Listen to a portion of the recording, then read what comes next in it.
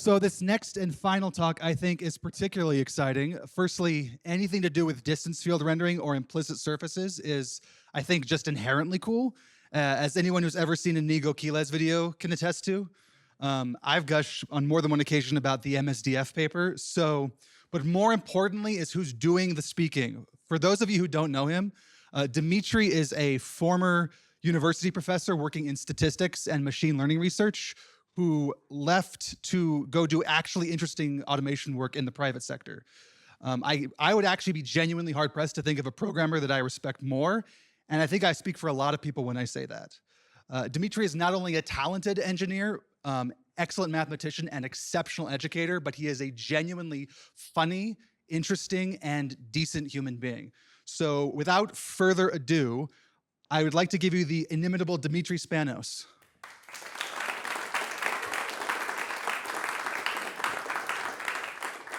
Hello, BSC. Good morning. Thanks for taking the time for one last talk. I appreciate it. I hope everyone's having a good time. This has been a tremendous conference so far, and I'm happy to have a chance to be a small part of it.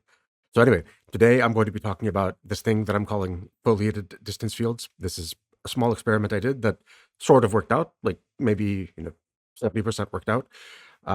The point of this talk is not a specific method or visual effect or anything like that.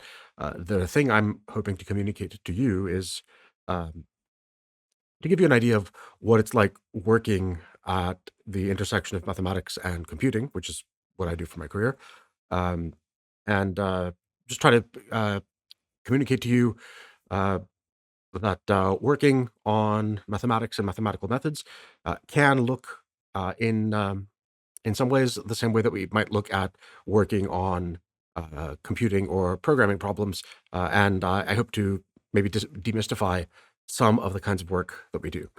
So, hi, my name is Demetri. I do computational mathematics.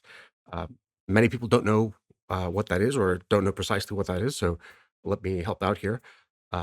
Computational mathematics is a few different pieces. One is the parts of mathematics that lead to interesting or useful calculations. So, for example, most of calculus, most of graph theory, not so much of topology. And that's not because topology is bad or uninteresting. It's just that topology, at least as we understand it right now, doesn't have many opportunities for interesting computations. Okay, so that's one part.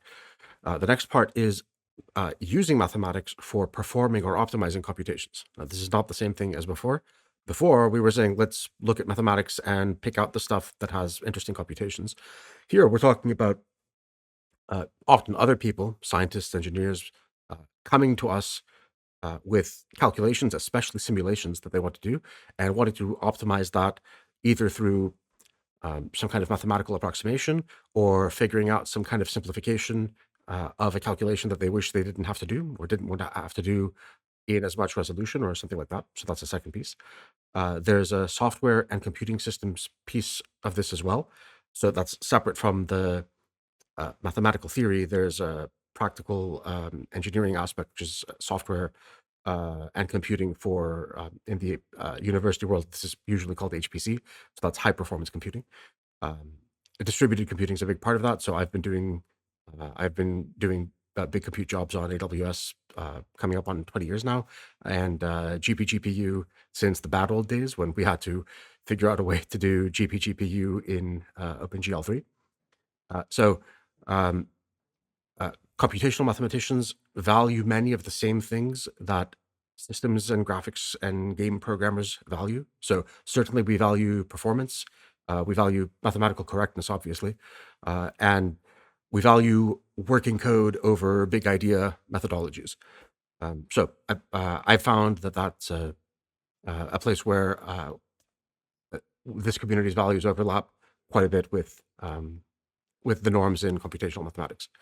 So I personally have spent most of my career working in AI, sensing systems, and drones. I've also worked on quantitative finance, on logistics optimization, many different things. But anyway, so I promise this little image here is the only AI-generated artifact in here. I just thought this was funny. This is AI's idea of computational mathematics. And so at least for the moment, I am not quitting my job. So a funny thing happened to me writing an AI visualizer back in 2014. And I made some inconvenient choices in where I chose to spend my time. So I've spent much of my time studying what are called glyphs, but studying them mathematically. So I've at various times, again, made choices that I've partly regretted working on text rendering, including on the GPU. So a glyph is a shape, a region, an image that's defined by a binary inside-outside rule relative to continuous curves. Okay, so it's a special class of images or shapes. It's obviously very common in text and icon rendering, but it's also quite common in, for example, robot navigation or physics simulations. So anytime you want to describe some kind of geometric object, and you don't want to have it tied tightly to some kind of a mesh or grid, these kinds of representations, the glyphs anyway, are the kinds of things that we care about. So on GPUs, in the text and icon case, many of you are familiar, I'm sure, that this is most commonly done with what's called SDF, signed distance field, or MSDF, which is a generalization of that, in raster form. Okay, so the raster part is important, and we will come back to that. So this was me making the decision to get involved for the first time in text rendering when I was busy doing other things in AI development. And I thought to myself, really, how hard could this be? It ended up being much more complicated than I anticipated, but it wasn't all bad. So this is my very first interaction, I believe, with this broader world. So this is certainly my first interaction with Casey. So this is the day after the Handmade Hero trailer launched. I didn't realize that it was that those events were so close together, but I dug them up just as historical amusement for this talk, and I realized, wow, it really was like less than 24 hours after the after that trailer that has influenced many of us. So anyway, my point is, if not for getting involved in that frequently vexing activity, I may not be here with you today, if not for that stupid AI debugger. So anyway, I guess it was worth it.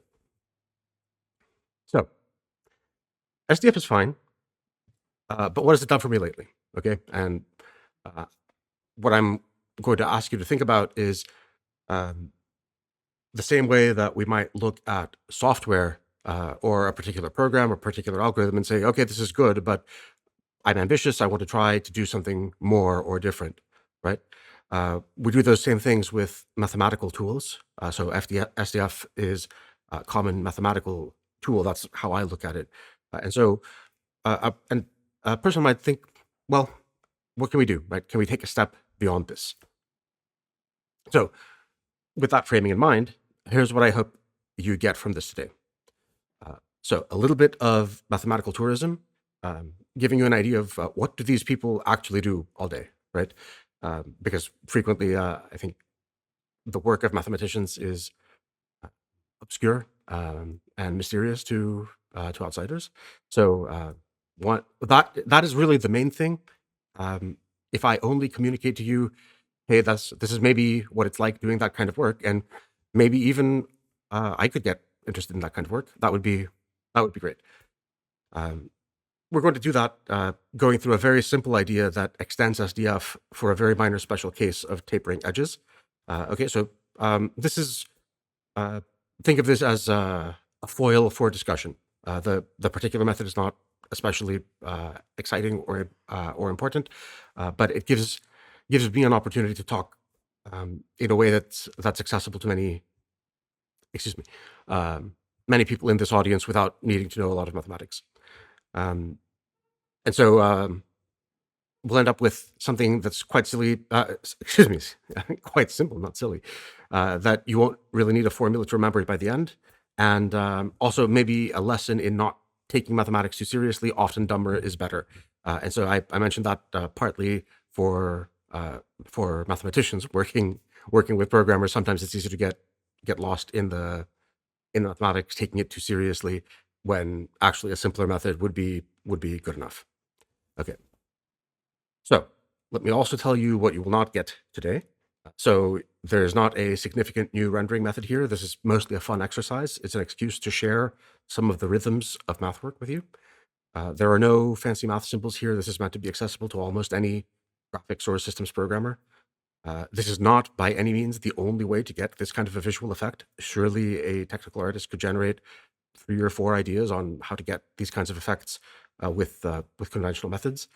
And also, it's not something that's at least currently attached to any kind of exciting rendering styles or simulations or whatever. Now, having said that, that statement was true of SDF 20 years ago, right? So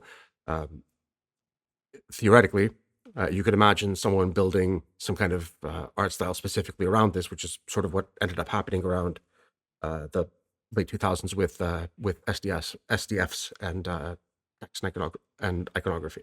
So that's what we won't be doing today. So let's move directly into the main part, which is let's start thinking about SDF through the framework of function approximation. And we'll dig a little bit into what exactly that means. But first, let's just make sure that everyone understands what we're talking about. I know many of you are already familiar, but let's just be very explicit. So SDF, a signed distance function, it's a function that's defined over some space, one-dimensional, two-dimensional, and so on, gives you a real number. A positive result indicates that you are outside the boundary of some shape, and a negative return indicates that you are on the inside, with 0 being on the boundary. Okay, so now what I have said so far is not quite an SDF. Technically, it's just a level set function or a level set description. There's an additional requirement for an SDF. So let's talk about this distinction between SDF and level set. Again, many of you are familiar, but I don't want to leave anybody behind. So this function z of x and y, it's x squared plus y squared minus 4. This is a valid level set description of a circle of radius 2, but it is not an SDF. And that's because an SDF also requires that the magnitude of the real number has to be the distance to the boundary, a distance to the change in the inside-outside status. Okay, so this is an SDF form for that same shape is this is the SDF. If you have ever encountered an SDF in your life, you've encountered this one, right? Which is the magnitude of the radius minus some value, and this is you'll note that these two have the same sign everywhere. They specify the same region, but SDF, the SDF description is piecewise linear in distance. And it has what the technical jargon here has a unit subgradient. The details there don't really matter. It just means that wherever it's moving at a constant rate. It's not accelerating or decelerating. And that's why it makes it vastly better for the commonly used bilinear interpolation. Right? This is how these things became popular as compared to the, in principle, more general level set kinds of descriptions that were and people do still use them, but when I first started out, they were more common for procedural geometry description. So now let's talk about SDF rasters. This is an important distinction. Okay, so far I haven't said anything about a grid or samples. I've just said there's a signed distance function, right, and that describes some region in space. So SDF rasters. This is a very common pattern in text and UI rendering.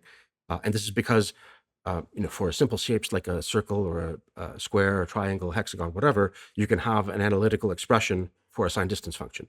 But for a letter, right, or a UI icon, you may not have anything like that, and you have to represent it through data, not through an analytical expression. So anyway, you have some offline process for drawing the shape. You calculate the signed distance values from that offline process, whatever it is, and that could be a scan of an image. It can be some kind of high resolution rendering through some other process. How you get that offline step done doesn't matter. The only thing that matters is that you get this grid of sampled values, right? A raster of signed distance values. And then here's the crucial part. Then you only know the signed distance exactly at specific points, and you interpolate to fill in the gaps. This is, again, part of what makes it attractive on GPUs. This is only guaranteed to be exact at the sample points, and technically is no longer an SDF anymore in most cases, right? So let me try to be clear here. The interpolated reconstruction is a function, okay? It is generally not an SDF anymore because of this small warping that's coming from the bilinear interpolation. It may still be a perfectly good level set description, right? So it may still be that despite not being an SDF anymore, it still gets the sign right, okay? And that's the source of the quality of SDF rendering, at least for linear boundaries, that even when the SDF values are slightly wrong, it still gets the sign correct, okay? So let's dig a little bit more into this SDF versus level set correctness, okay?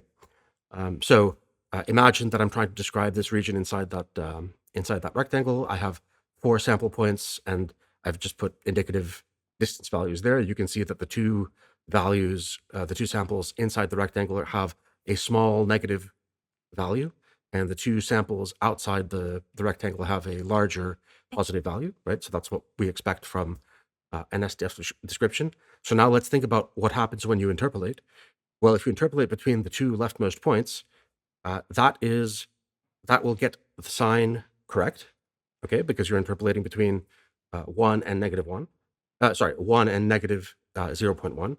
And that is also getting the signed distance, the true signed distance correct, okay? Also, the same thing happens on the right, that you get the true signed distance correct between the two rightmost points. But if you look at the interpolated value in the interior of that rectangle, now I should emphasize this is a pathological case. It's a pathological case so that you understand the thing that I care about. If you look at the interpolated value in between those 2 points inside the rectangle, it is comically bad, right? So it does get the sign correct, but in that entire span inside the rectangle, it treats the value as constant, right? It says that the sign distance is negative 0.1 everywhere in that range, okay? So the purpose of all this is to get you thinking about SDF function representations the way we might think of a software component or a library or some particular piece of code, trying to think about what can this thing do and what can't it do, right? Similarly to, in text parsing, you might think about, well, what can a regular expression parse as compared to a context-free grammar, right? So I want you to be thinking about SDF as a way of representing functions and geometry and thinking about what are the limits of what it can do, and can we describe somehow those limits however precisely we can. Okay, and this is just reiterating that point of SDF rasters through this viewpoint of function approximation. So now let me tell you a little bit of mathematical jargon. You may bump into this in reading research papers. So these two terms, approximation and functional analysis, these are both related. They are arguably the big siblings of linear algebra, and they try to generalize intuitive ideas from finite dimensional vectors to infinite dimensional spaces, thinking about functions themselves as encapsulated objects, not just as things that have sampled values. These fields are extremely useful in computing, trying to work with finite information descriptions of infinite and continuous objects. So I wish I had phrased this slightly better, but here where I say stop thinking of SDF rasters as sample data, you shouldn't stop thinking about that, but you should also think about it as trying to describe a point in a function space, okay? Because this is, for this purpose, this is how we are using them. So the sample values of an SDF raster combined with the choice to do bilinear interpolation, right? Because that's a choice. You could, for example, do, not trivially on a GPU, but you could do bicubic interpolation, and that would give you a different reconstruction from the same data, right? So the pairing of a raster with an interpolation scheme that defines a class of functions, and so each raster sample becomes analogous to a coefficient in this is just a little bit more jargon, the bilinear tent basis. Okay, so um, so uh, this leads to a common question mathematicians ask when looking at things through this framework, which is, what is the expressive range of this class? Okay, and now I'm going to give you an aside on this idea is the beginning of FEM. That's what's called the finite element method. So, tangent. I promise this is relevant. The finite element method, many people imagine that it's putting continuous stuff on a grid, right? That you have some fluid simulation or a solid simulation or whatever, and you just chunk it up into points on a grid, and then you do physics stuff on those points. Okay, that is not. That is part, but not really the essence of finite element method. The finite element method is taking that and then using ideas from functional analysis to interpret those finite samples as describing things happening in this infinite dimensional function space. Okay, so I mentioned this. It would take an hour to go into this FEM stuff, but some of you might find it interesting to go and try to reconcile this idea of, if you thought that finite element method was just putting physics stuff on a grid, it really is more than that, and understanding why it's more than that is instructive. Okay, so tangent over. So now we were talking about trying to characterize the limits of what SDF can do, because again, the biggest picture goal is maybe we can do something more, right? So we're trying to understand where the boundary is of what it can and can't do. SDF, it has when used for rendering text, has a well-known corner artifact, and this comes from the bilinear interpolation phenomenon, right? If you had infinitely fine-grained data, so that you didn't have to interpolate, you would not get this SDF rounding, the SDF look, right? You can see those two example renders of the true geometry of some letters, and then the SDF approximated geometry for those letters. And so the basic problem is visible if you just look at what happens at a corner point. So I've sort of schematically drawn here. Imagine you have a corner there. The shaded region is meant to be like a sharp 90-degree corner with empty excuse me, an empty region around it, and then that dashed region is where we are interpolating. Okay, so we have 4 samples. We have 1 sample from inside that sharp corner region, and then 3 samples from outside. Once you see it this way, it's obvious that it can't get the corner right. It's simply not within the range of what SDF can do, because at the center of that interpolation region, it's going to be blending those 3 positive values and that 1 negative value. There's no way that it can get that you are exactly on a corner by blending those 3 against that 1. Okay, so again, this is I know that for many of you, I'm telling you things that you already know. I hope I'm telling it to you in a different enough lens that you get something interesting out of this. Okay, so the next thing is there's what's called MSDF. This addresses many of the artifacts. I'm mentioning this because if you think to yourself SDF extensions, MSDF is almost certainly the first thing that you would think about, but it's a different kind of extension than the one I'm looking for. Okay, so MSDF extends SDF with multiple distances to subregions. It in most cases fixes this SDF look, and it does a better job matching the level set behavior. That is, getting the sign right at the right places on the boundary. How it does that, it's beyond the scope today. The thing that I want to point out here is that it doesn't extend the category of what SDF is trying to do, right? So remember at the beginning, I said I've spent much of my time studying glyphs. So SDF is commonly used in the text and iconography case to try to model glyphs. So MSDF helps do a better job of that, but it's not trying to do more than that. It's not saying, hey, let's try to do more than just drawing a glyph, right? And it's worth pausing to note, the space of all possible images is enormous, and glyphs are just a very, very special case, right? So MSDF is an extension of the SDF method. It's not the kind of extension that I'm looking at today.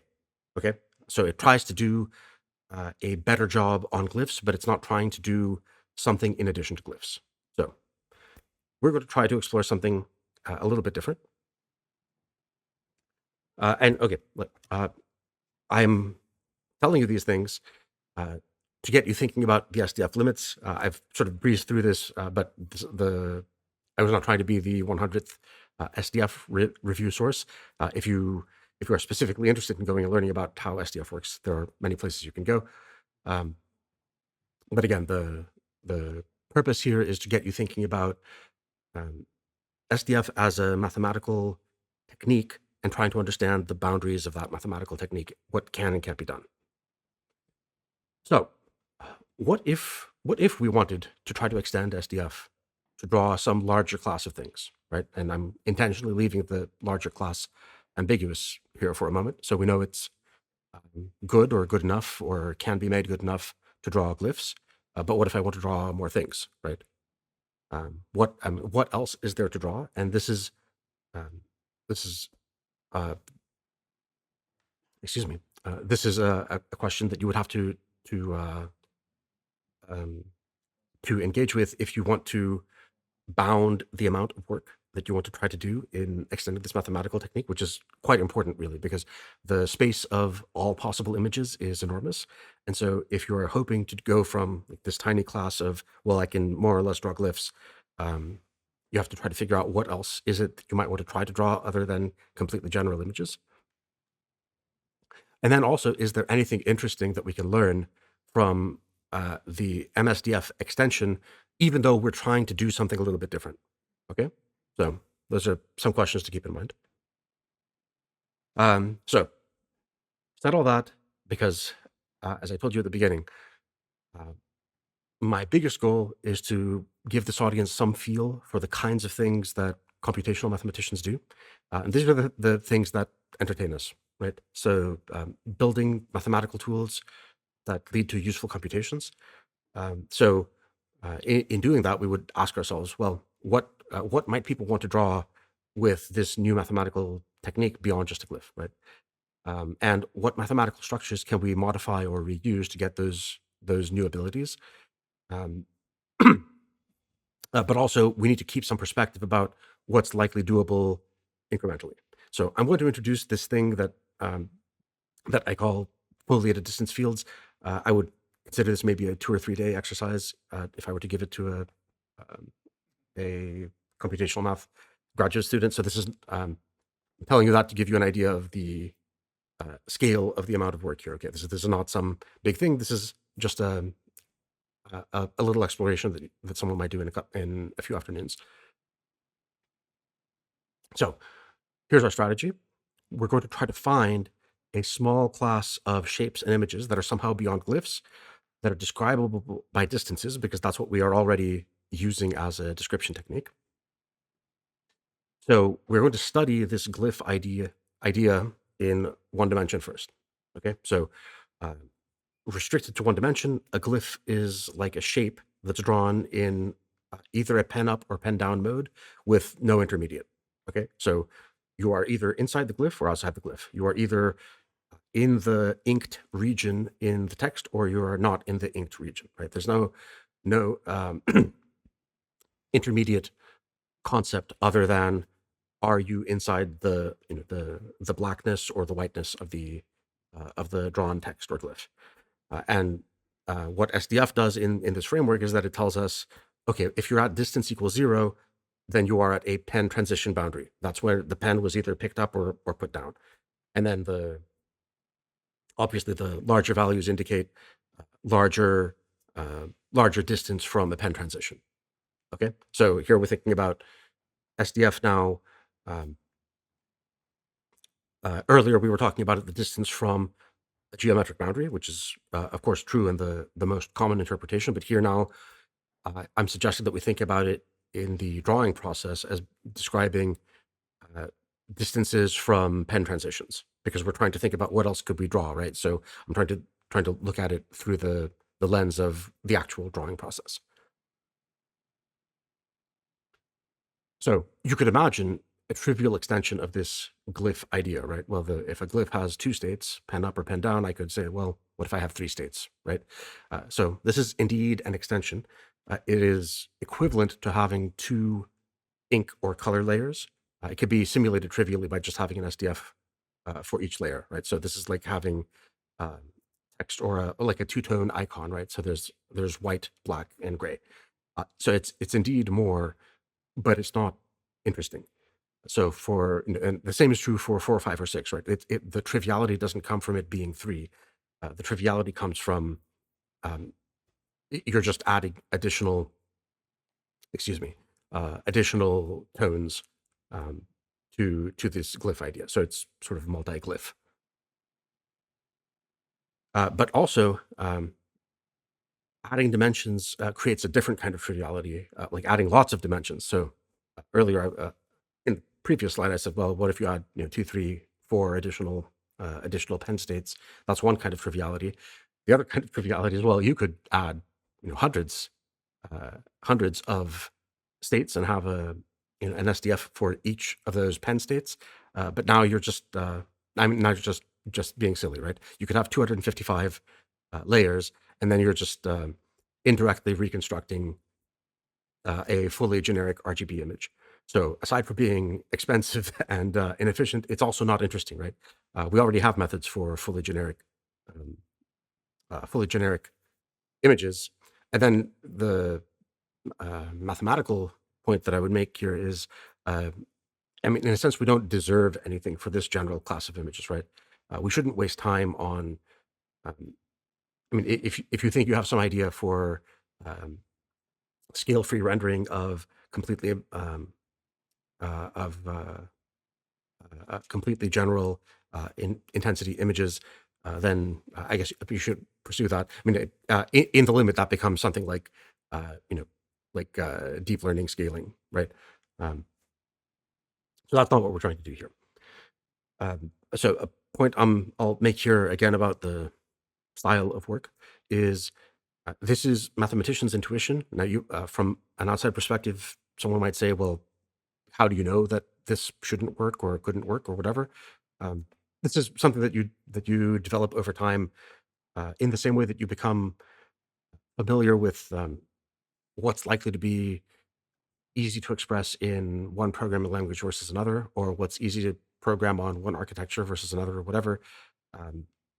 Much of the same kind of intuition that you get in programming for tools, mathematicians get for these kinds of theoretical tools that we use to build up techniques.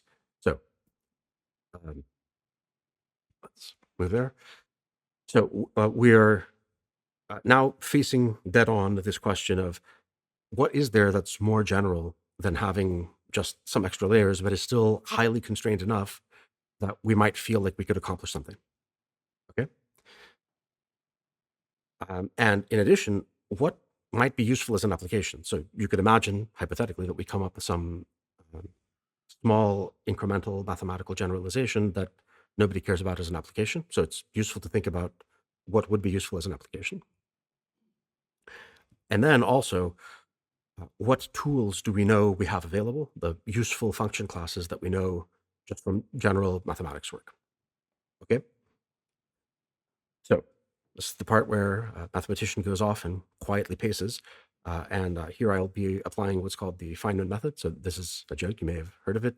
But the story goes that the Feynman method for solving a difficult problem is that you write down the problem, you think very hard, and then you write down the solution. Okay, so I am applying that here. I'm giving you one possible set of answers. Other people could have come up with other things that are worth exploring. So this is not the only thing. This is not the best thing. This is just a thing that I think many people would consider an intuitive extension of what we're talking about already. So the thing I'm proposing here is continuous monotonic transitions from pen up to pen down. So this may seem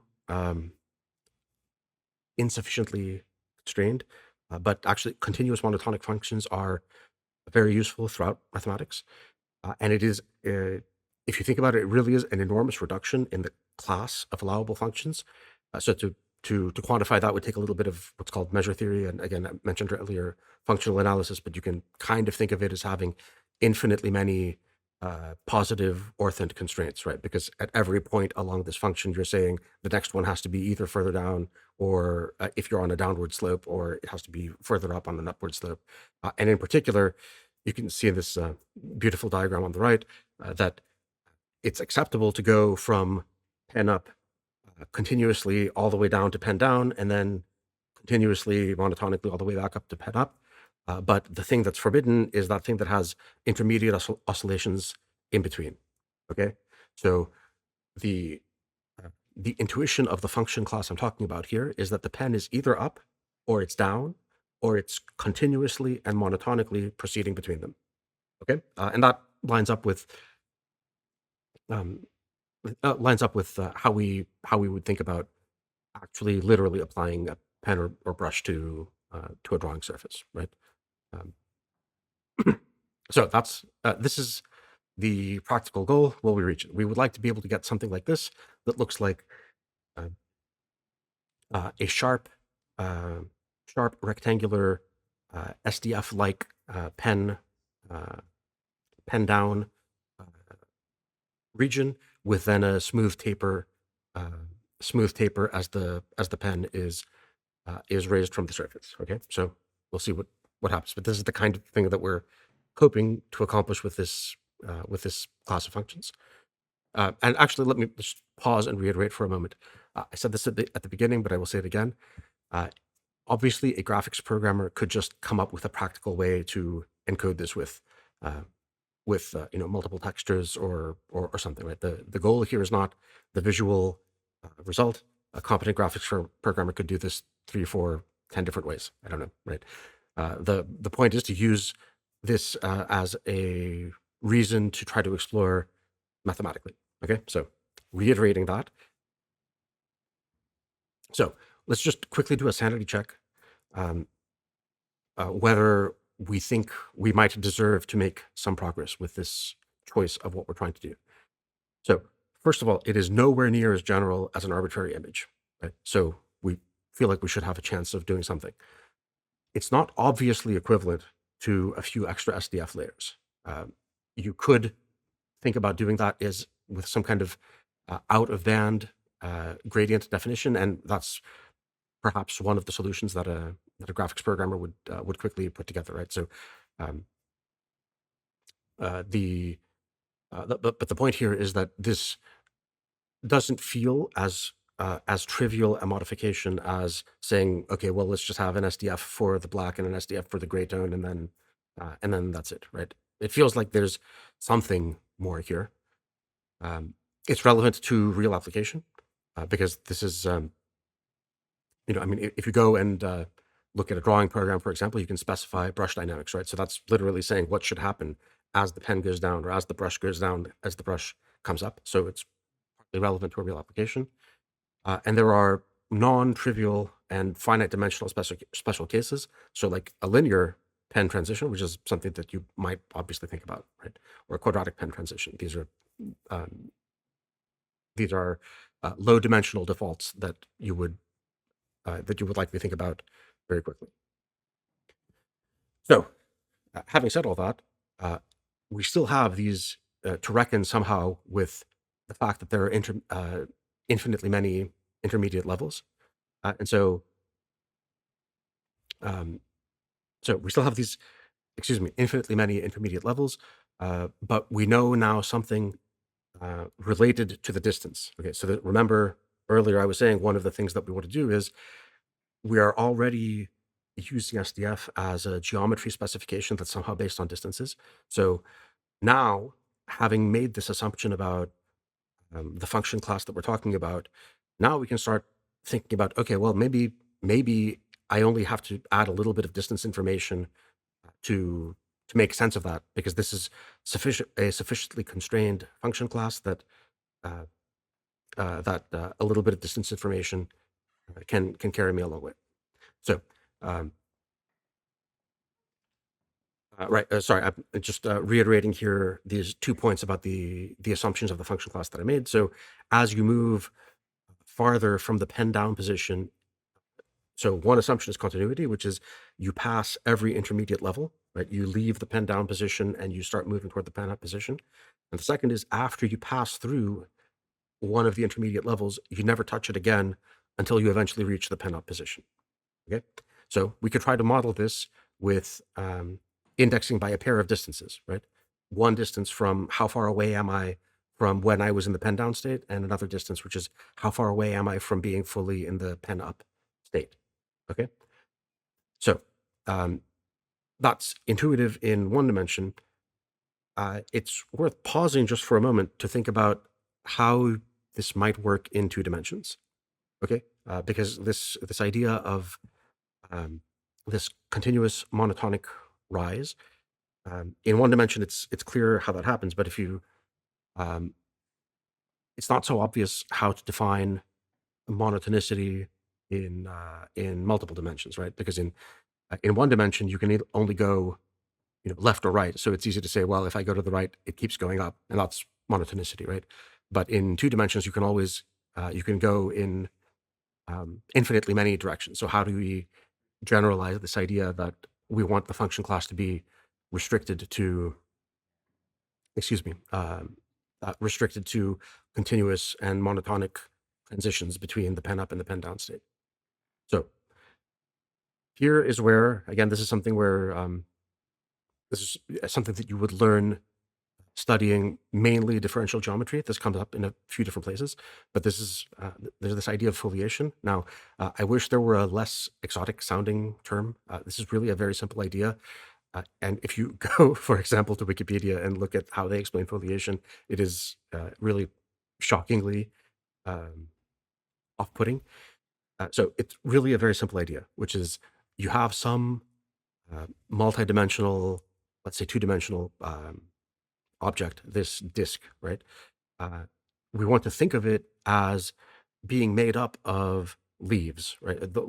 That's the jargon from the differential geometry theory. Each individual leaf is, in this case, a one-dimensional circle, and you take all of them together, and they make up this disk, right? So this onion skinning example, the jargon is that it foliates a disk, foliates this 2-dimensional disk by the radius. So the radius indexes which circle you want to talk about, and that's what a foliation is. So you have now this foliation variable, which is acting,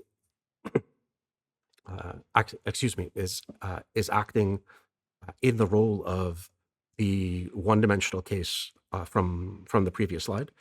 So here, in order to know which circle I'm talking about now in 2D, all I need to know is, this is a trivial example with the radius, but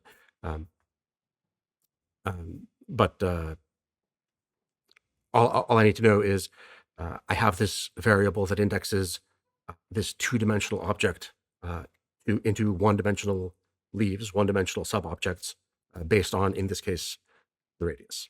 So that's what a foliation is. So I'm going to explain how this connects in a moment. I just want to make a point here for people who, many people try to help them get through reading through some research paper or something. The jargon, it's really very hard to justify how bad the math jargon is, and in the same way that it's hard to justify how bad a lot of software is, right? A lot of the jargon is very bad. A lot of the writing about the jargon is very bad. So I encourage you to believe that actually you can get through it, and actually the ideas are not as complicated as they are frequently made to seem. Um, and yeah, I wish this was called something more intuitive, but this is the world we live in, so we have to somehow get by. Right. So anyway, I meant to make the slide transition earlier. This is just a fancy word for many nested layers. And the reason I chose this is because, again, zooming out, we started with this idea of signed distance, right? Signed distance is telling you intuitively, okay, there are two things. They are somehow polar opposites, right? Positive and negative. So we're talking about somehow positive distances and negative distances. Uh, so this word now communicates this foliated idea, communicates, okay, we don't have two polar opposite things, or we don't only have two polar opposite things, we also have this continuously nested structure in between. Okay, so that's why I ended up with this word. Again, I wish there were a word that did not sound as exotic. So we've said all that. The what I was calling the index function earlier. So remember, we were using the radius as a way of saying which 1D subportion are we talking about relative to this 2D object. That's what I was calling the index function. This is closely analogous to brush dynamics. Okay, so um, you can have, for example, a linear pen, and that linear pen says, okay, I'm going to select out a one-dimensional subregion based on the ratio of one distance to the sum of the two distances. You could do a smooth step pen. You could do a quadratic pen, right? So there are different. Here I'm just drawing the effect with. I think that's the first one is linear, and then I think the second one is cubic, if I remember correctly. Anyway, the purpose here is just saying that now we have this additional design element, which is this index function. And so anyway, the choice of the index function tells you what class of, I don't have a good term for this. I tried to find if anyone has any term for this generalized glyph concept, which is the glyphs plus some taper, I'm not, if anyone knows of a name for this class of things, I could not find one. Okay, so I'm just calling, that's when I say generalized glyph, that's what I mean. So anyway, so now the choice of the index function informs the artifacts that you're going to get at 2D corners, just like the SDF. And you can see close to a corner where there's a transition from the fully penned down position starts moving into the taper. You can see that it's not quite what we hoped it would be. There is some artifact that's introduced by the bilinear interpolation. There are fixes for this, but probably there's actually something simpler that we can do. The reason I wanted to show you this is that the SDF-based limitation near corners in 2 dimensions that came back, right? And that should not surprise us that limitation came back, because we never did anything to get rid of it, right?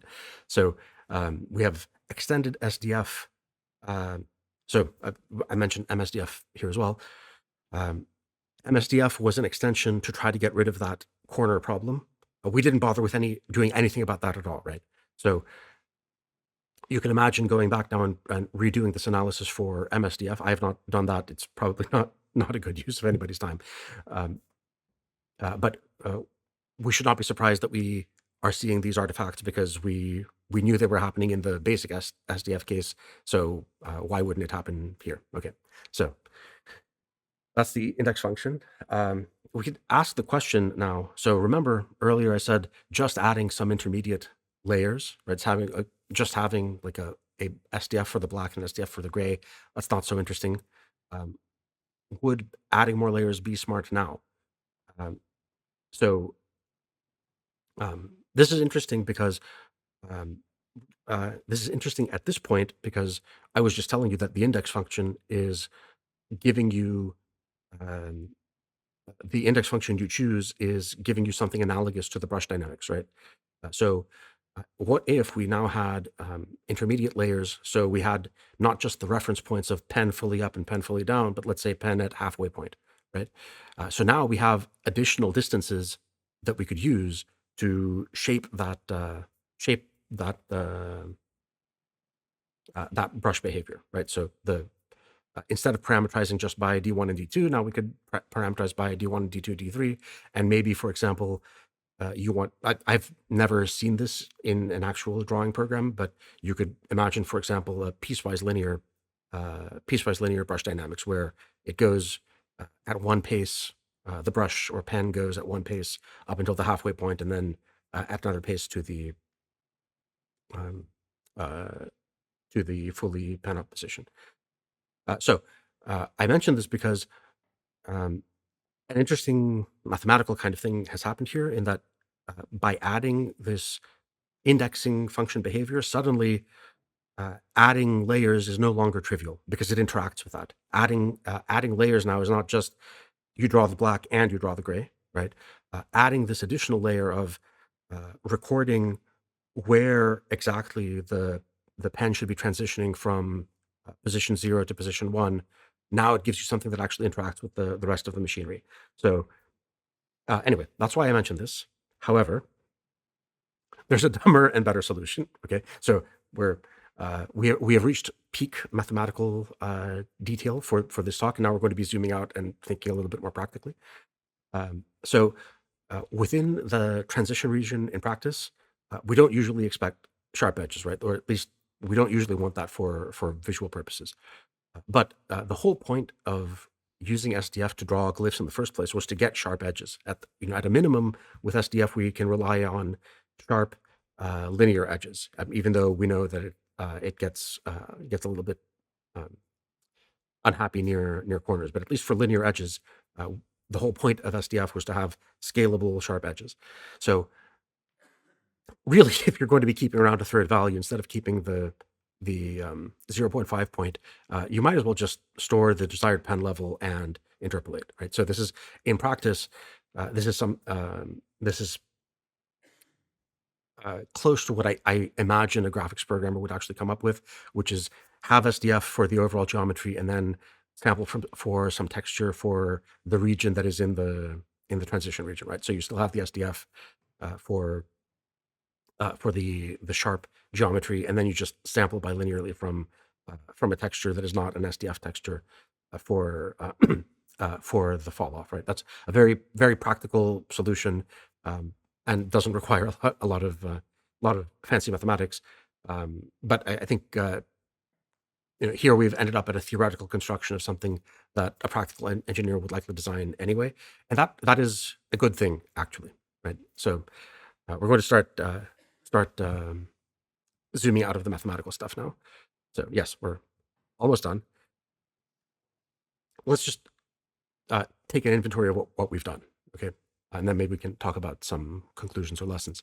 So we can draw a minor generalization of glyphs, and this is not nothing, right? Like this is not an earth-shaking result, but I actually poked around and could not find an obvious, straightforward mathematical description of what's the next most complex thing after a glyph, right? So anyway, that's a small amount of progress that we've accomplished here. They can have continuous intermediate tapering, so that's part of the definition that we ended up adopting. We've reused existing SDF concepts and figured out a way to mechanically use two SDF rasters and a bit of arithmetic for the pen state. And then, having done all that, you can forget about the various math and like what got us here. And that may sound like a joke, but for me, this is good.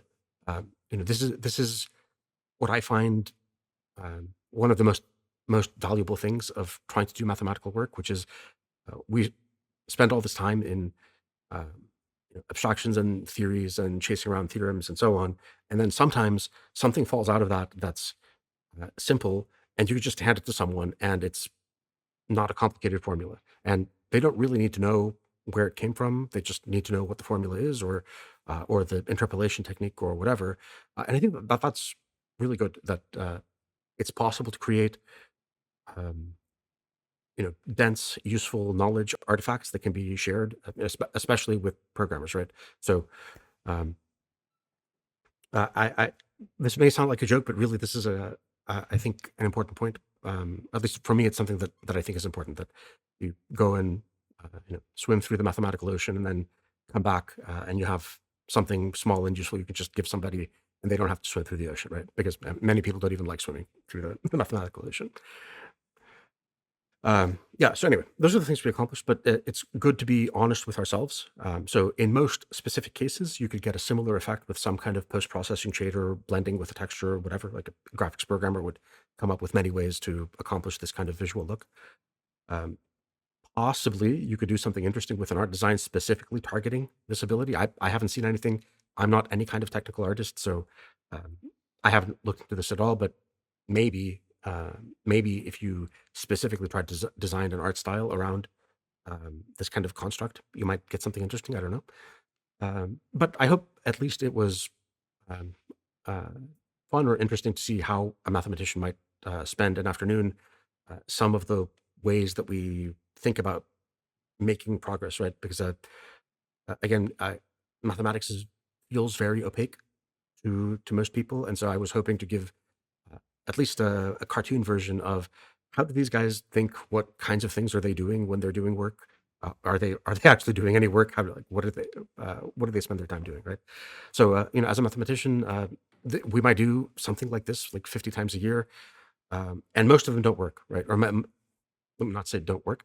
I mean, many of them don't work, but many of them are in the category of success that this thing is, which is it's a very minor bit of um, incremental progress by itself.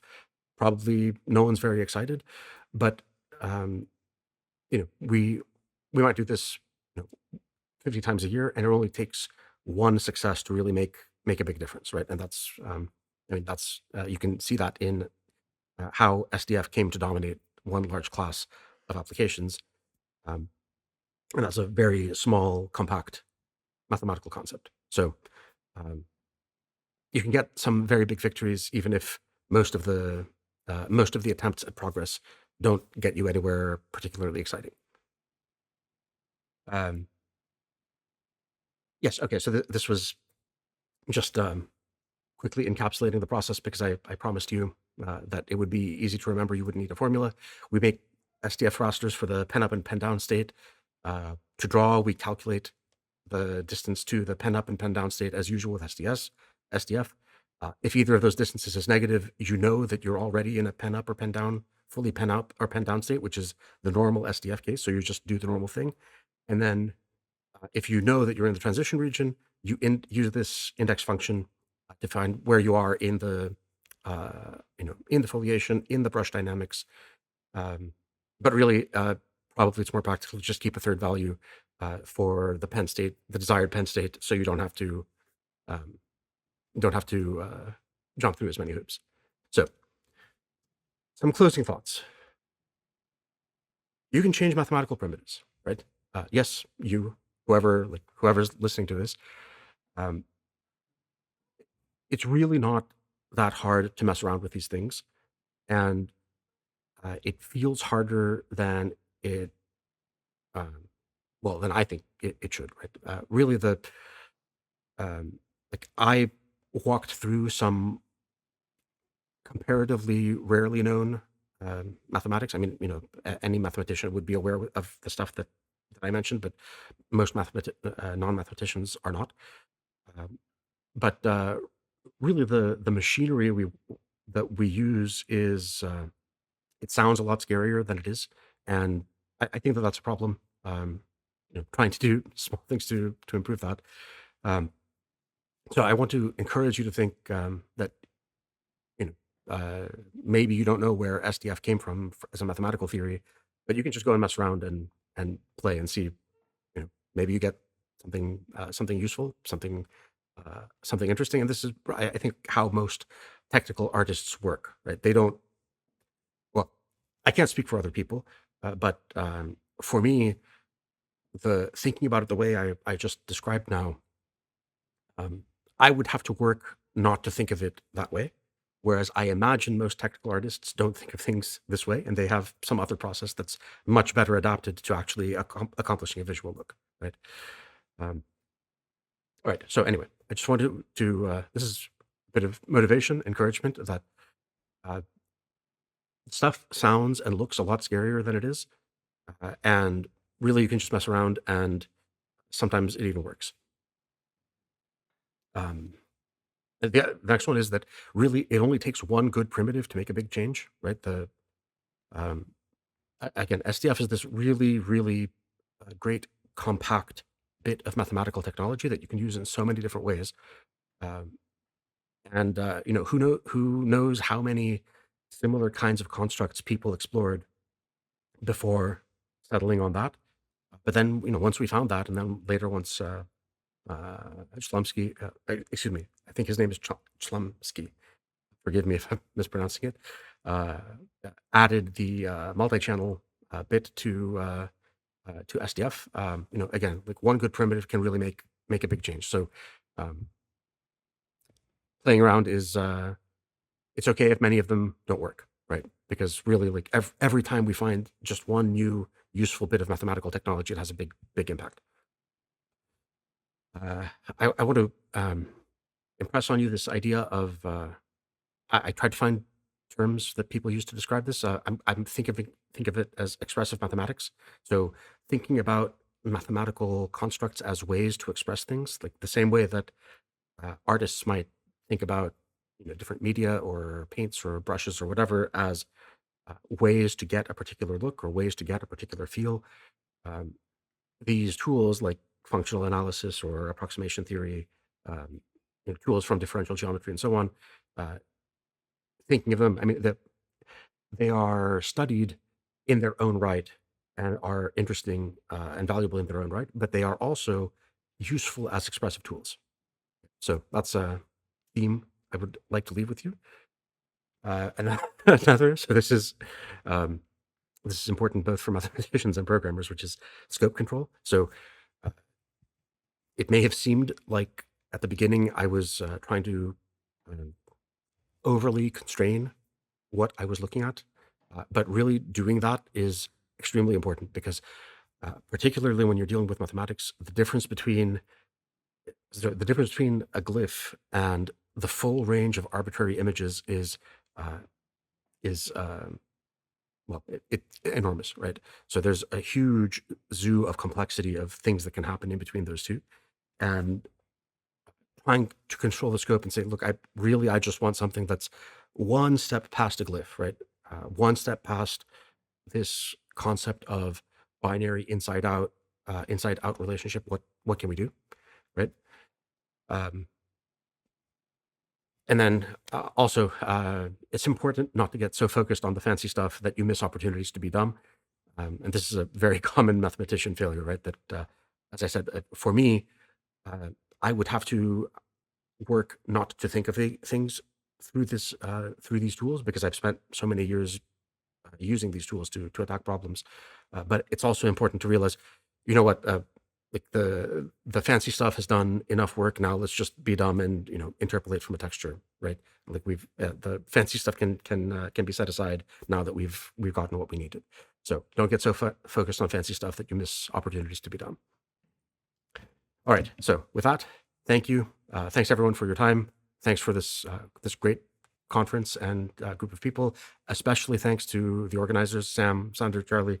You guys are great. You've put on a great an event that I don't know if anybody was expecting it to be this good, but you've done an excellent job. I'm grateful. It has been an honor and a pleasure. So thank you very much.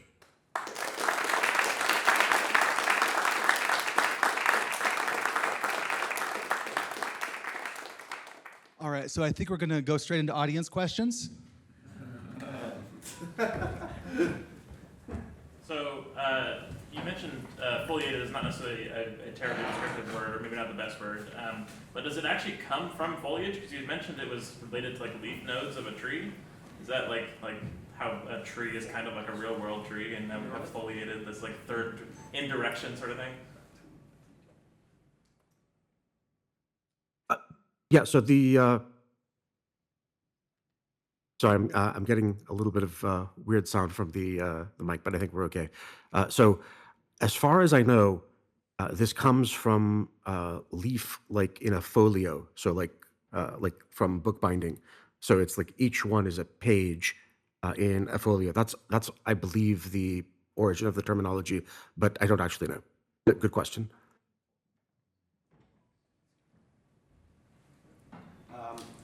I'm trying to understand what the index function actually is, because I didn't fully get it. So I'll ask I have two questions.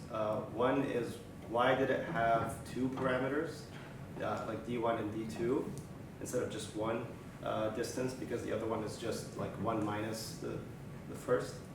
And the second question is, what would the index function look like in the non-foliated regular SDF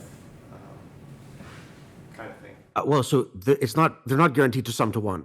So it's not 1 minus, right? Like the taper region can be unconstrained. So you need to know both how far you are from. Now you could normalize, for example, in which case you would be forcing your brush, metaphorical brush, that is, to have the same behavior over all possible lengths, but just rescaled. So that's a potentially reasonable visual choice. But like if you go look at drawing software, that's not what they do. You can have different behavior over different lengths. So you absolutely could do what you're suggesting. There's nothing wrong or incorrect about that. But I was just working in the more general case of not requiring it to be the same at all length scales. So there was that. And sorry, what was the second question? What would the index function look like? What would the index function look like for the non-foliated case? Like, would that be a constant or? It would be equivalent to a zero distance taper. So in the limit of so like in this foliated case, you have the fully pen up position, the fully pen down position, and then there's a transition region in between. You can imagine now making that transition region smaller and smaller and smaller and smaller and smaller, and then in the limit it goes to zero, and now you have a discontinuous transition from pen up to pen down, and that's exactly what you have in SDF, right? Because you have a discontinuous transition from like black ink or white background. It's the limiting case of the transition region having zero width. All right, thank you. I actually have a couple of questions real quick before we move back to the audience. So when you talked about having a third variable storing the pen state, did you mean like having a separate raster that actually stores the pen state like per fragment? Yeah, for the practical solution at the end, yes, I think it would be. I imagine that is what a technical artist would come up with if they were just trying to get the visual look and didn't care about trying to poke at the boundaries of the mathematics. And so, just to emphasize, the reason for that is, like if you go and like try to paint with a brush or write with a pen or whatever, in practice the fall off is smooth, right? So it may not be linear, but it's smooth. And the reason SDF is preferable to conventional bilinear filtering for text is that bilinear filtering like smooths out and blurs the text at the edges, right? So SDF and similar techniques allow you to maintain infinitely sharp transitions between black and white, which conventional just bilinear sampling from an RGB raster can't do that, right? But in practice, probably in that transition region, if you're actually trying to model something like a brush, you don't want you're not expecting infinitely sharp transitions anywhere in there anyway. So that I think maybe that answers it. That does. And when you were saying, I think you were saying that the difference between a level set and an SDF is that an SDF has a subunit gradient. By that, did you mean that the that you actually maintain like a consistent gradient, like the value changes like equivalent to the Euclidean distance, so it's like actually consistent as you move from step to step across the space to like actually that the gradient is So actually consistent. Yeah. the folk wisdom about SDFs is that they're nice because their level sets are equally spaced, right? So if you are trying to look at like the gradient is just like a derivative, right? So if you're looking at the derivative of distance with respect to distance, it's just going to be 1 everywhere, right? And because the derivative everywhere is of the same magnitude, then the interpolation works well. You can make reasonable estimates about even when you're doing the interpolation with the bilinear interpolation. You're not that far off from where you might be with a general level set description can have arbitrarily sharp and arbitrarily variable gradients.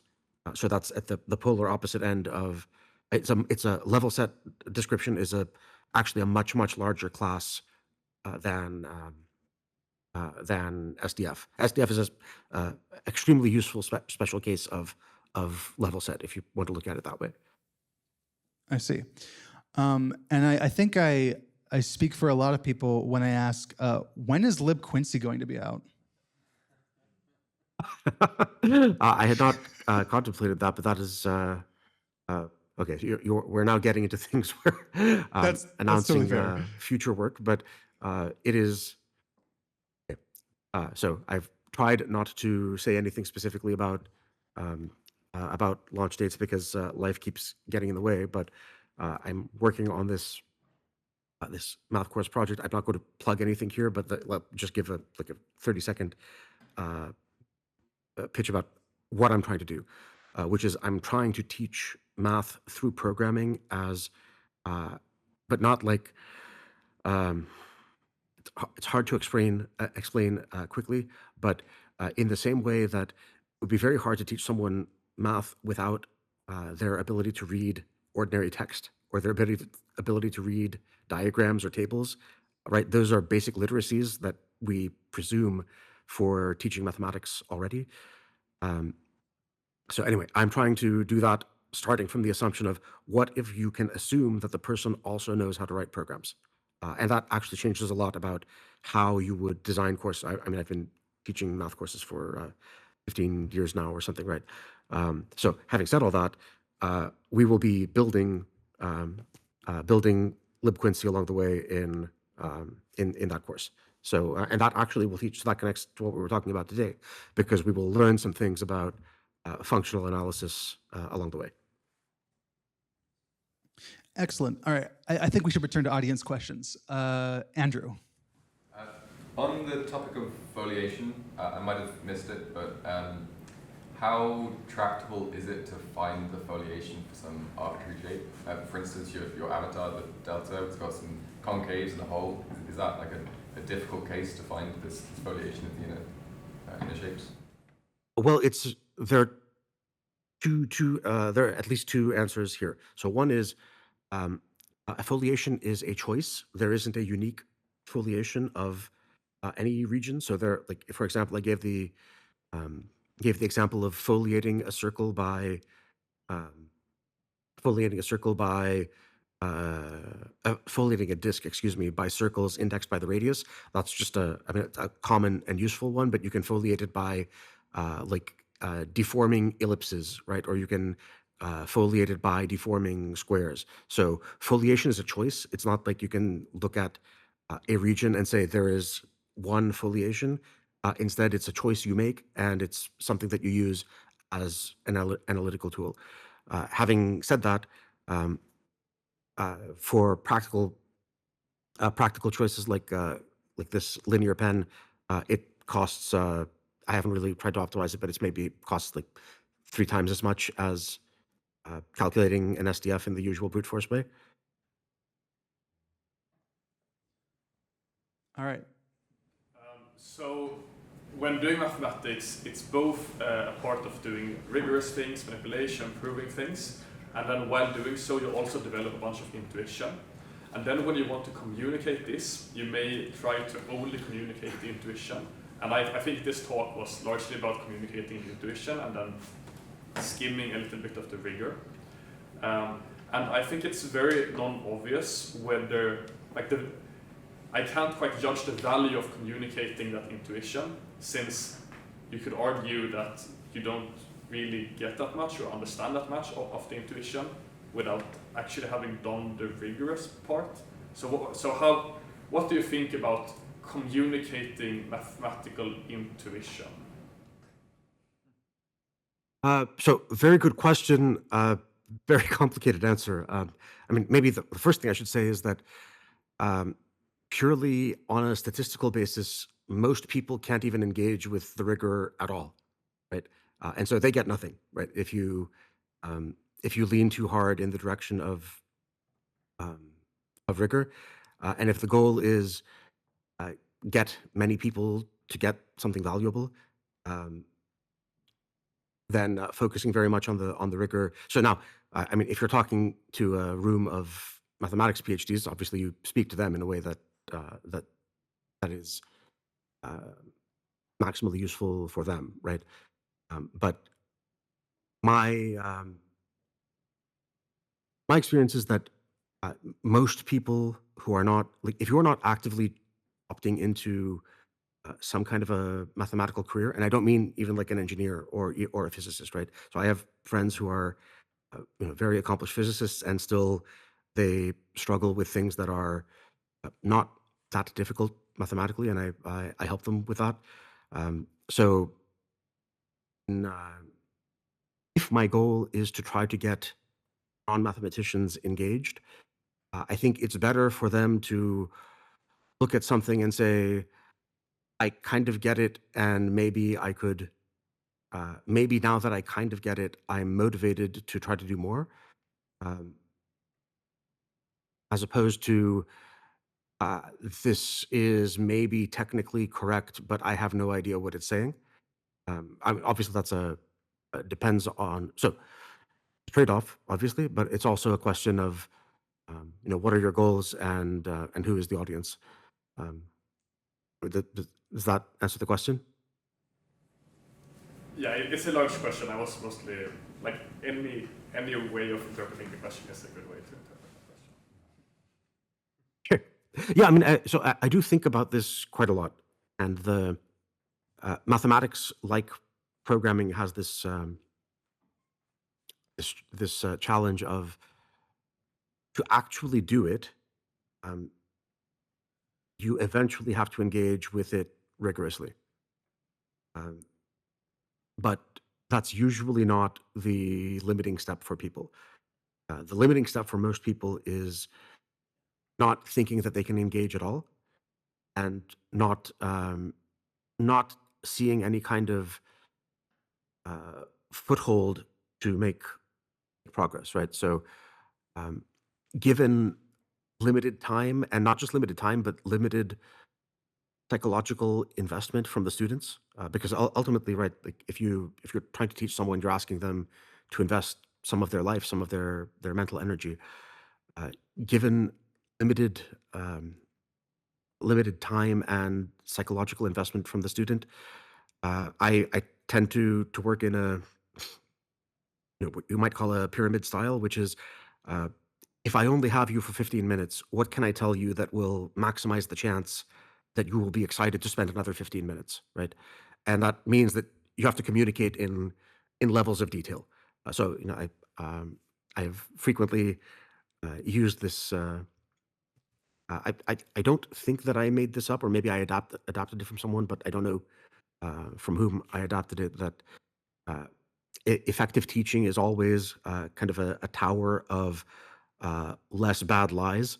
right? That like the very first thing you tell someone when they have no background at all has to be very low detail, and it has to be something that someone without any kind of mental model framework can uh, feel like they can grab something and propel themselves somehow. And once they've propelled themselves a bit, you can tell them, okay, look, I didn't give you all the details. Here's some more detail. But now they're ready to engage with that detail in a way that they could not before. So my um, my strategy is generally this kind of level of detail, progressive refinement of um, let me just give you the big idea so that you can decide, do you want to spend more than 15 minutes thinking about this? Because if you don't, then we don't don't have to suffer any more than this. So yeah, I mean, I really think that I think very much of education. Um, Let me try to phrase this precisely. Um, I uh, I am troubled by the kind of productization and commercialization of education, but at the same time, I think uh, the tools that exist, the applied psychology tools that exist for product design and experience design, and I mean even things like advertising and marketing, the ideas from there can be used in a virtuous way to try to figure out, like ultimately the goal in teaching is to try to change someone's life, right? Like that, and you have to be serious about that, right? Like if I didn't think that there was some chance I might change somebody's life, then why bother teaching them, right? And once you look at it that way, then um, you have to ask yourself, okay, what are the effective and humane ways of trying to change this person's life? And so I try to approach things in this kind of level of detail, progressive refinement way. And of course, but by the time I'm talking to uh, a colloquium of mathematics PhDs, then we just trade theorems, and there's no need to work at the lower levels of detail. That was an excellent answer. All right, you. Yeah, I'm a bit confused about the disk example. Like, what happens with the center of the disk? Like, I understand that as you go into the disk, you have circles, but near the center, you'll have a point, and a point is different from a circle. So, like, is that okay in the foliation? It's okay. This is so good question. This is the kind of question that I would expect someone first encountering differential geometry to ask. So there are questions of like what you might call discontinuities or non-smoothness in the foliation, and sometimes it matters and sometimes it doesn't. So uh, the short question is, do you care? Like it's quite common, for example, that people talk about when you learn calculus, they tell you things like it has to be smooth, right? Well, that's actually kind of a lie.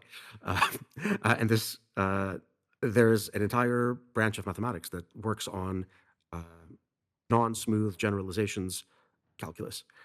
And so, I mean, this is really a perfect example of what I was just saying, that it doesn't help the entry level student to tell them, okay, we're going to try to differentiate a polynomial x squared plus 1, right? But by the way, keep in mind that we have this machinery for arbitrarily, non-smooth, multidimensional, non-convex, whatever relationships, right? So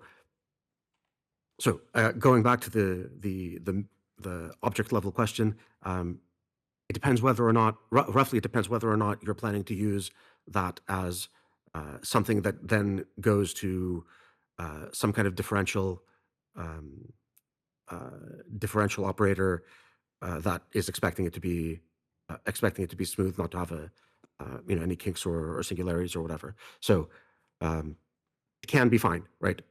If you're just using it to talk about a way of partitioning up the disk, it's totally fine.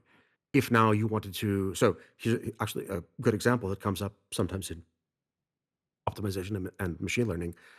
A place where you might be passing that then to some kind of differential operator is if you're trying to do gradient descent on something where you have variables that are somehow, and this is kind of contrived, but if you have variables that have to remain somehow on um, like the boundaries of disks, and those disks can be of varying radius, then maybe you have to think about what's going to happen to my optimization algorithm or my learning algorithm as I get close to a radius 0, where I know that there's a change in the behavior. So in short, it really just depends what you want to do. If all you want to do is index stuff, which is what we were doing here, then it doesn't matter. Daniel. Yeah, so my question is kind of a two-parter, maybe 2.5. Kind of the first part is just something I don't understand about the practical algorithm, which is that so the way I think I understand it is that if you imagine a drawing program and you would want to, let's say you want to, because we're talking about pens, but maybe, I don't know if this is offline or online, but if you were to draw like a stroke and you have this transition between the pen on and pen off state, then I understand where the pen on is, right? That's easy to imagine the signed distance from that. But the distance to the pen off thing in this two-dimensional field, I don't really understand, because it's kind of the pen off is all around us, right? So what does that look like? I don't quite understand. And then kind of the second part of my question is, because I have difficulty understanding this embodied example, let's say, of the mathematical idea, by extension, I find it very difficult or almost impossible to really understand the mathematical idea itself. Like, as a kind of practical engineer, I always work backwards from an understanding of what it would look like embodied, and then kind of relate it to the math, rather than going the other way. But I think you are presenting kind of an idea of going, okay, you start in the realm of math, and then you see how it kind of turns into something practical. But when you're doing that, are you thinking about the kind of the practical outcome and like you're aiming for it, or is it more like a ambient exploration of the math and then seeing if there is a kind of useful outcome at the end? For me personally, it's usually the latter. Well, I don't. I mean, I definitely work in goal-directed ways as well. I would not expect, I would not expect a typical programmer or engineer to work in this fashion.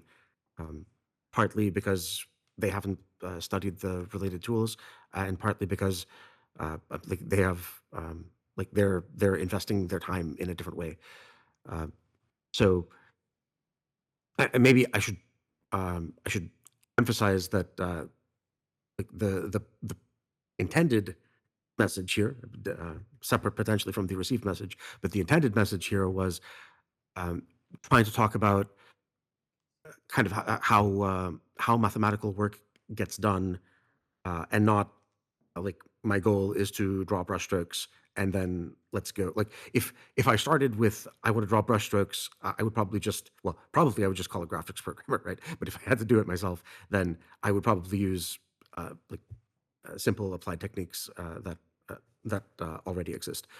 But if I am trying to extend, maybe I can use an analogy, which is if you were trying to design a new programming language, you have diffuse goals, right? You want it to be possible to express the computations that you care about. You want it to be able to, to catch whatever class of errors you care about. Maybe some errors are more important than others, and so you have extra features for catching those kinds of errors.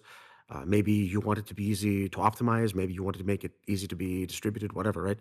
So you have this diffuse network of goals. That doesn't change the fact that you don't go from when you're designing a programming language, you have the diffuse goals, but the diffuse goals don't specify what to do, right? You still have to think about, okay, maybe I can add some kind of a looping construct, right? And then you try a few looping constructs and you realize, I like these, but I don't like these for whatever reason. And so I see that as analogous here, that there is a process of design and discovery as opposed to deduction, right? Like it would be nice if I could just write down these are the 20 things I want from a programming language and then deductively construct the programming language. I mean, it would also be nice if I could write down I want the next smallest class of things after glyphs as a geometric primitive and deduce somehow what that is.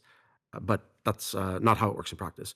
So when I have some very concrete goal, like if someone told me, hey, come render brushstrokes, like, I'm not the person to ask for that, but if someone were to ask me that, then I would focus very much on, as you say, the embodied process of let me work on the brushstrokes. But if I am instead trying to figure out, okay, like we have this this primitive called the glyph, right? Is there anything interesting nearby that's different? Right, and so this is what I was talking about as well with the trying to bound where you're looking, because the space of all possible images is enormous and hard to think about in an organized way. But glyphs plus a little bit more is much smaller and more tractable. And then it's a matter of choice or taste or luck, I guess, what you decide for the little bit more.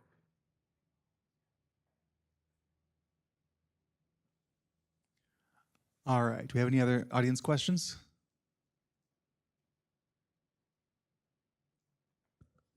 All right. I've actually got one more question myself. So if, when you take a distance field, like I like to use the positive distance sometimes to do some anti-aliasing, where you blend that with the background color to to get some fall off. But when you distort, when you take some kind of distortion on the glyph, like you warp, like say, you scale the X value by the Y value, the raster is no longer a valid distance field. And so it completely screws up that attempt to use that for fall off. Does this setup where you actually are storing the gradient, does that actually help solve that case? Does it actually help restore some of that? It may be easier to answer if I reframe it a little bit. The easiest way to think about this is that you have ordinary SDF for the pen down position, right? That's just ordinary SDF, and then you can blend pixels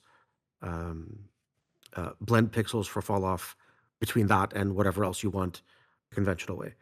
And then you have this paper region, and again there you have distances, and so you can come up with alpha values for blending the taper region, whatever is in the taper region.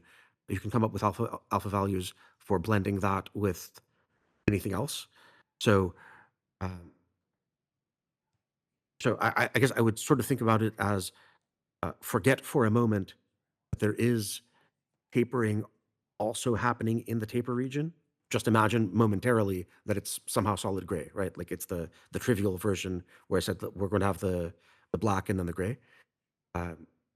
If you had that, you would know what to do, right? You would just do the conventional, okay, I have the distance from the black to the white, I have the distance from the gray to the white, I have the distance from the gray to the black, and I can do my mixing the conventional way. And then separately, you would have the question of what is actually the value inside that tapered region. That makes sense? Yeah, that makes perfect sense. All right, so are there any other audience questions? All right, well, if that's it, then I guess we're gonna, are we gonna call it? 15 minutes, and then Wukash is gonna do something, I'm told. Okay. Yeah, there's coffee. Announce it. All right, so we're gonna take a break for 15 minutes, and then, right? And then Wukash is gonna come on stage and do something. Okay, excellent.